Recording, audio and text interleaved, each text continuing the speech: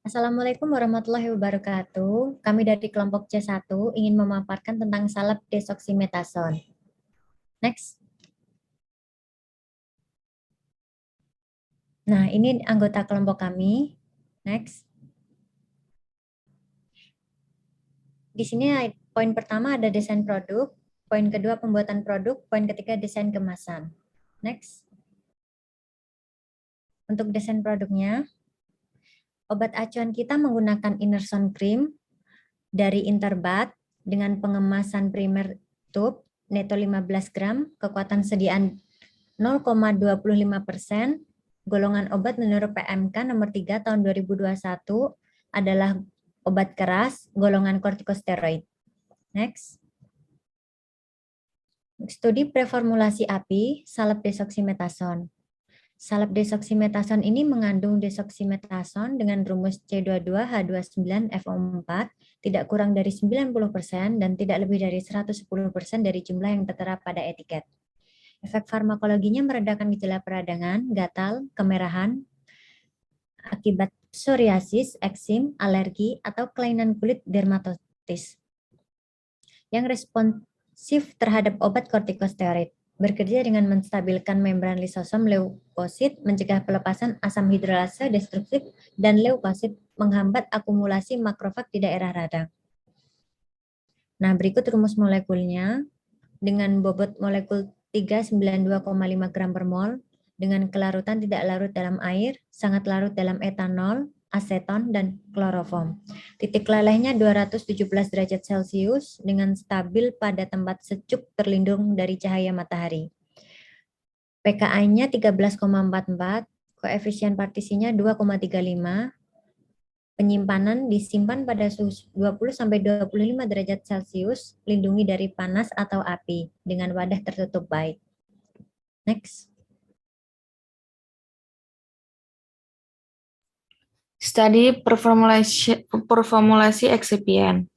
Secara alba konsentrasi 5-20%, titik lelehnya 61-65 derajat Celcius, status skalanya halal, petrolatum konsentrasinya sampai 100%, viskositasnya petrolatum mengandung jumlah hidrokarbon bercabang dan siklik yang relatif tinggi, sehingga karakternya lebih lembut.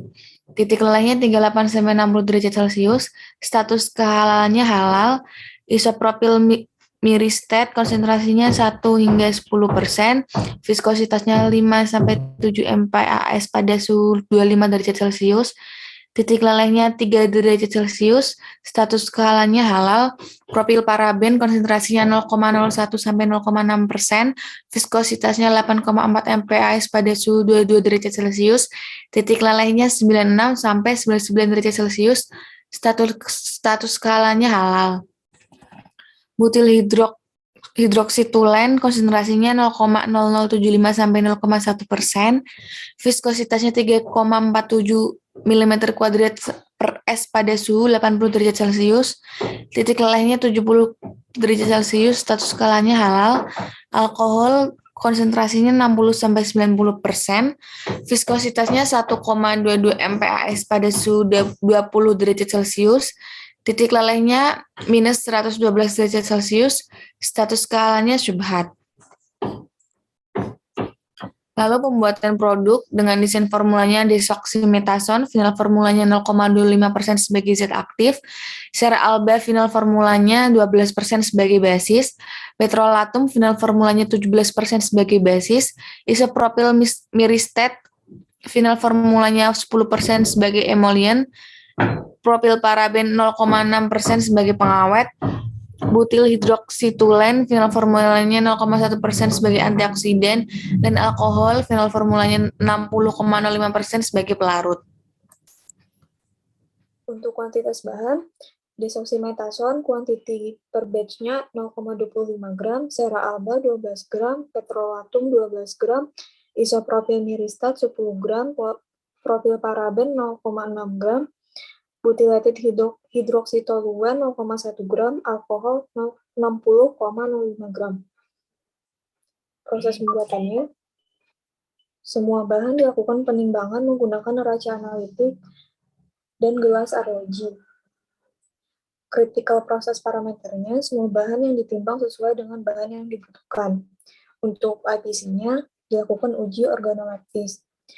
Untuk komponen yang tidak dapat bercampur dengan air, seperti petrolatum, isopropil, miristat, dan sera alba dilebur bersama dalam penangas uap. Komponen dipanaskan hingga di atas melting point. Begitu juga dengan komponen larut air, seperti desoksimetason, butilated hidroksid toluen, dan alkohol, dipanaskan di atas penangas air, hingga di atas melting point. Output materialnya yaitu menjadi larutan dan bersuhu panas. Equipment dan mesinnya menggunakan penangas uap dan cawan porselin. Untuk critical process parameter, suhu pemanasan di atas titik lebur, bahan yang memiliki titik lebur tertinggi. Untuk IPC, semua bahan mencair, homogen, dan panas. Kemudian, tahap terakhir, fase yang tidak larut air dan fase yang larut air dicampurkan, kemudian diaduk terus-menerus sampai mencapai suhu ruang atau campuran telah mengental. Output materialnya terbentuk campuran yang telah mengental dan homogen. Equipment-nya menggunakan mortir dan stamper. Critical process parameter, kecepatan pengadukan suhu yang tepat. Untuk IPC, semua bahan material tercampur dengan homogen, mengental, dan stabil.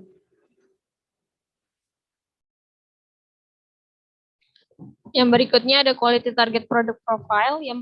Elemen pertama ada dosage form, targetnya salep, critical quality attributes-nya no, justification-nya bentuk sediaan yang sama. Berikutnya ada dosage strength, targetnya 0,25% W per W, critical quality attributes-nya no, justification-nya kekuatan sediaan yang sama.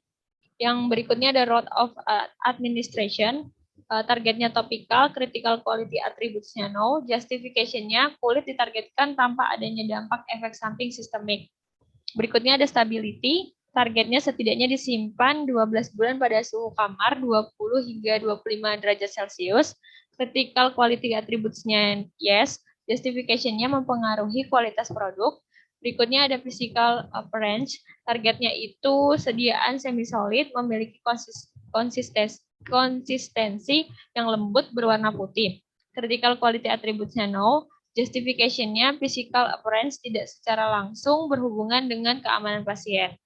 Berikutnya ada identification, targetnya positif untuk corticosteroid, critical quality attributes-nya no, justification-nya variabel formulasi dan proses tidak mempengaruhi identitas. Berikutnya ada assay, targetnya 90% hingga 110%.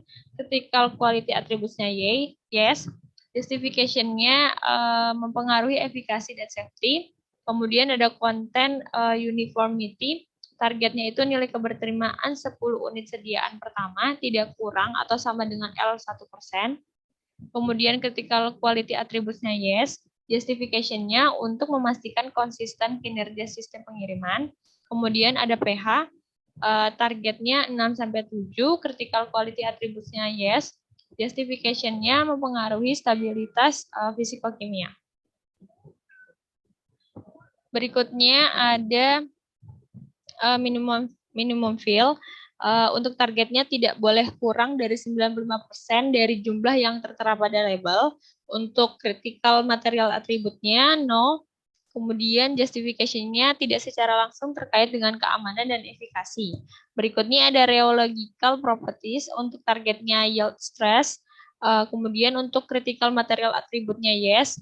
Justification-nya mempengaruhi kinerja formulasi. Kemudian ada viscosity. Critical material atributnya yes, justification-nya dapat mempengaruhi kinerja formulasi. Kemudian microbial limit, targetnya tidak boleh mengandung Staphylococcus aureus dan Pseudomonas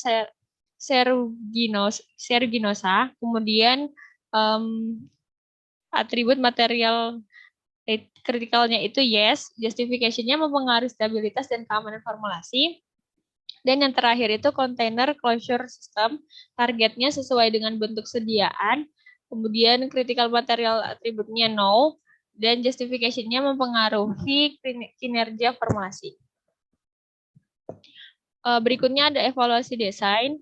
Yang pertama itu ada uji organoleptis, yaitu mengamati warna, bau, dan konsisten sediaan salep. Kemudian ada uji homogenitas, mengamati homogenitas salep, kemudian ada uji pH menggunakan pH meter, kemudian ada uji viskositas menggunakan viskometer Brockfield, kemudian ada uji daya sebar mengamati daya sebar salep, dan yang terakhir ada uji daya lekat mengamati daya lekat salep.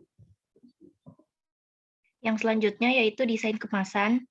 Untuk primary packaging material itu menggunakan aluminium, untuk closure-nya menggunakan plastik polipropilen, dan untuk secondary packaging material itu menggunakan karton. Untuk evaluasi primer packaging-nya, yang pertama itu ada tes kebocoran, yaitu tidak ada tanda-tanda kebocoran dari semua wadah. Terus yang kedua ada tes kupas pada penutup, yaitu tidak terdapat kemasan yang lepas sebelum sudut antara 90 sampai 155 derajat. Yang ketiga ada tes kompresi, yaitu tidak terdapat kemasan yang mengalami kerusakan pada tutup sampel kemasan salep. Dan yang terakhir ada tes kekuatan jahitan tertutup, yaitu tidak terdapat jahitan tutup belakang wadah sampel yang robek, rusak, ataupun terbuka. Untuk primary packaging-nya menggunakan tube seperti yang ada di layar. Terus untuk secondary packaging-nya itu menggunakan karton.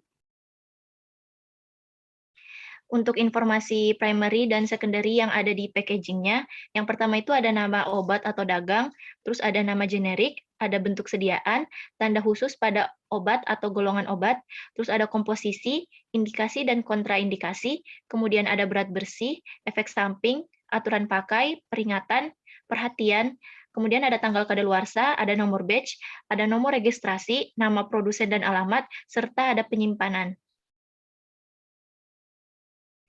Sekian pemaparan dari kelompok kami, lebih dan kurangnya mohon maaf. Wassalamualaikum warahmatullahi wabarakatuh.